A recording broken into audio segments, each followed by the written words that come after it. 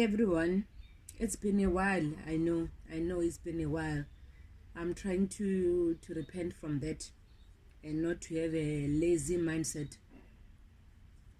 Today I want to talk about the issue of compatibility. Compatibility in friendship, compatibility in relationship. We underestimate the importance of compatibility. The Bible says, how can two walk together when they are not agreeing? So the two, which means when the two walks together, they need to agree where they are going. So breaking it down, it means that even in the friendships that we have, the relationship that we get ourselves into, the marriages that we enter into, there needs to be a compatibility part to agree that where are we going, how are we gonna go there, and how long is it gonna take us to go there. The problem is when two individuals come together and they still want to maintain their individuality. I don't think that people need to match 100% and be the same in everything. But it is so sad that you find that as friends, you have nothing in common. Maybe you don't enjoy the same thing. There's always resistance from the other. There's always debate what we must do, or the other one is like, I don't like this. There's too much compromise on the other one. Then the issue of resentment, and the other one feels they're being taken for granted. It's the same thing as relationship. Sometimes we get involved with the idea that somebody will change. You find that you don't drink, you hate alcohol totally, completely. But you got involved with somebody who likes social life, who likes that life, nightlife, friends life, and always on the road. Whatever that is happening, they are there, they are going there. There is going to be a disconnection because the other one will feel pulled to this thing that they love. And another one likes to do certain things, to explore and everything. And you find the other one, they want just to be indoors. It can be watching sports, just watching sports, or they just want to be home and be busybody at home and do nothing. Their life is about work or going to church or family events. If they have children, they attend to their children, and that's it. They are content with that. There's nothing wrong with that. It's who they are. And most of the time, it's us women who you find that we settle for a partner that we are not compatible with.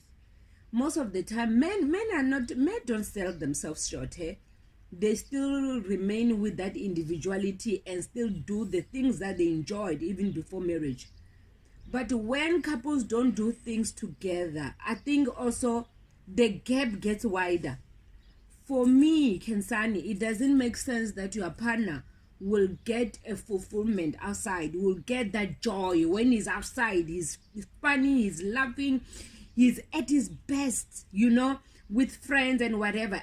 But when he's home, he's just seated. It's about talking about what are we eating, what are the bills, what's playing on TV. That's it. Because you don't have commonality. There is no discussion on life in general, and you get to discuss and all that. I'm not saying couples or friends needs to be 100% compatible, but compatibility is so important. That's why sometimes even at the organization, when there's a position they get to interview somebody, they can see this person qualifies, but they can see that there won't be compatibility. This person won't fit into this organizational culture, into the organization values and the way things are done, because organization get to recognize that compatibility is very important. Because when there's no compatibility, there's going to be that resistance or tug of war, and it's gonna be more harder for the new employee to fit in, for them to gel with the new team, and all that. So why, as women, we underestimate the importance of compatibility. You find that we settle for somebody who don't have the same principle. Maybe out of 10, you share 1 or 2 principles. Only 1 or 2 principles, but the rest. And I ask myself was that, do we think we've got another life? Do we think there's another life we're gonna live after this? Your partner needs to be your best friend. Your partner needs to be your confidant. Your partner needs to be your crazy friend. Your partner needs to be someone that you can goof around and talk about and whatever. But when couples don't share commonality or compatibility, it opens up a gap and a room for 2 people to live separate lives and a person to get a fulfillment outside. You need to ask yourself, what is the things that I love? And what are the things that fulfills me? And this person that I'm gonna get whatever, do they share the same thing? I'm not saying you must share the same thing, because some of the things you may find that they're different, but as couples get together, you find that bit by bit they're coming closer to like the same thing. But the gap must not be too much. That's why you find women, they stay there, they have children, their role is to have children. And I always say this, be very cautious when you marry a man or you have a man with, what is it, how does he look at you? What is his purpose in you? Does he see you as a life partner? Because there's a difference between a life partner and that you're gonna be the mother of his children. But it ends there. There's a difference where he says, this is my soulmate, and being the wife. But we don't analyze that, and we are just, I ask myself, so where do you get that joy? So do you get that joy from friends when you don't have commonality and compatibility with your partner? And it happens also to women. You find that a man will settle for women that they don't have a compatibility at all. She lives her own life. She's all about the street. She's all about her friends. She's all about, hence you find a lot of women going on holidays, one holiday after another as a group without their partners. You never see their partners. You never see. There is nothing wrong with women going out as friends and exploring, because I think you also need time away from your partner. But when you spend more time, enjoyment time, adventure time with people who are not your partner, it is a problem. And it also opens a gap for cheating. It opens a gap for cheating, because when they are going there doing this and then they're spending more time there, and you are just sitting at home, you are waiting for them to come to you. They're meeting people wherever that they are. They are doing things wherever that they are. It will need a strong partner or strong spouse not to be tempted by what they see there. But couples who do things together, they tend to stay longer together. Yes, couples you find that they're not compatible. And they get married and they stay married for life. But everybody's got their own life. That is that thing that even when they're seated, there's nothing that they talk about. Even when they're in the car, there's nothing interesting that they talk about.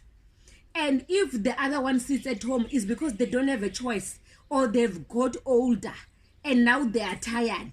Now they're sitting at home. I will ask again, beloveds, do you think you have another life that you're going to live after this one? Do you think you're going to have another life after this? And I will go back to friends. When you don't have commonality, when you don't share the same values and principles, you're going to be fighting. Another one wants to impose the ideas. The other one wants to do this. The other one wants to do this. The other one views things the same. The difference is so extreme. I'm not saying people have to be 100% compatible. But when you are yogged, it's a problem.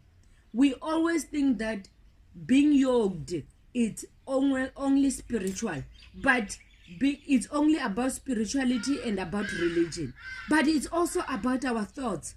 It's also about our practices. It's about our attitude. It's about our behavior.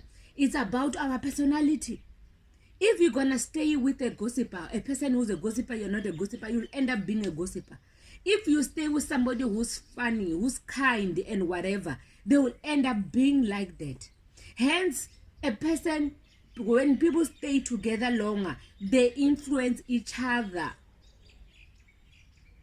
But when the commonality is so extreme, it's like there's no commonality and it's so extreme. It's difficult. Yes, you can be kinder and you find that you've got a partner who's not kind or a friend who's rude, whatever. But the problem is that you will always feel drained because they're gonna do that to you. You are so against somebody who is promiscuous. You are against promiscuity. You are against, you believe on having one partner, but you go and settle for somebody who's all over the place. I don't know if we think we've got the power to change our partners. I don't know if we think we've got magic power. And this is mostly done by us women. Men are very realistic. They're very factual and they're very logical. Yes, there are men. I'm not saying all men. There are men who have settled for women who are showers, who are always all over the place. But there are very few. But as women, I don't know. And how do you challenge what you have accepted? You challenge and you cry and you grumble of what you have accepted. But which means you'll be grumbling for the rest of your life. You know you don't like a man who do certain things, but you circle there and you do anything, and you just feel like you don't have a choice. Were you born without choices? Were you raised to be told that you don't have choices? Who told you that your value is less? Who told you that you cannot do better? And the way we are so afraid to be alone, that is the problem. We go and circle with people we are not compatible with. We go and circle with people that we don't share the same beliefs with, same attitude, nothing. The thing that binds you people together is the Kukulizer and the Mr. Dixon. That's it. That is the only thing that gets you together. And the rest, no, it's like pouring oil into the mill. We do injustice to ourselves. We do injustice to ourselves, and at the end, we blame other people. And the other issue, I think, is the issue of control. We like to control. You know, when you stay in a situation that you know you cannot control, you cannot change, but you get angry because it's not changing. But you forget that you cannot change a human being. A human being was made by God. They will change because they want to, and they have a willing spirit, and God will make it happen for them to change. But you, me, I don't have power to change you unless if you want to. You don't have power to change me unless you want to. So this, guys, life is short. Life is short. We live our lives like we've got another life. We live our life like we are practicing. We are rehearsing. We live our lives like we are rehearsing. And then there's gonna be another chance. Which chance? Which chance is there? Maybe there's another life that you guys are waiting for. Maybe there's another life that you guys are waiting for, and you think you're gonna correct it there when you get there.